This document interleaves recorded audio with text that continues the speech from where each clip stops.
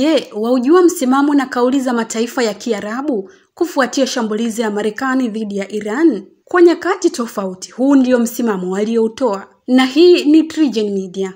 Pamoja na mataifa ya Kiarabu kuonekana kukasirishwa na hatua ya Marekani, lakini wamejibu na kutoa msimamo wao wa haraka. Nikianzia kule Saudi Arabia, taifa linalotajwa na kufahamika kuwa lina uhusiano mkubwa wa masuala ya kiusalama na Marekani na ambalo pia ni mshirika wake wa karibu, imelaani shambulizi hilo. Ililiita hatua hiyo ya Marekani kama ukiukaji mkubwa wa mamlaka ya Iran na kusisitiza kuwa Marekani ilipaswa kujizuia, na huku akitoa wito wa jumuiya ya kimataifa kuongeza nguvu katika usuluhishi wa usitishaji vita hiyo kwa njia ya diplomasia na si kuacha mzozo wa kivita kuendelea. Vivyo hivyo kwa Oman, ambayo ilikuwa ni mpatanishi wa mazungumzo ya nyuklia kati ya Marekani na Iran, walilaani vikali mashambulizi ya Marekani kwenye maeneo ya nyuklia nchini Iran. Utawala wa kisultani wa Ghuba pia ulielezea wasiwasi wake mkubwa na kulaani ongezeko la mapigano linalotokana na mashambulizi ya moja kwa moja ya anga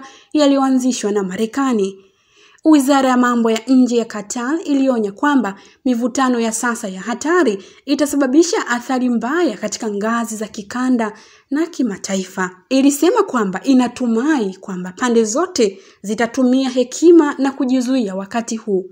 Misri kwa upande wake imeonya juu ya hatari ya eneo hilo kuingia katika machafuko na mivutano zaidi, ikisisitiza kwamba suluhu za kisiasa na mazungumzo ya kidiplomasia ni muhimu zaidi kuliko njia za kijeshi zinazotumika sasa. Katika hatua nyingine pia, rais wa Lebanon Joseph Aoun alisema kuwa mashambulizi ya mabomu ya vituo vya nyuklia vya Iran yanaongeza kiwango cha hofu na mivutano ambayo inaweza kutishia usalama wa Mashariki ya Kati. Hata hivyo, kutokana na vita hii, baadhi ya taarifa za wachumi zinaeleza kuwa tayari bei ya petrol imeanza kupanda na kwamba huenda ikapanda zaidi. Hii ni TriGen Media.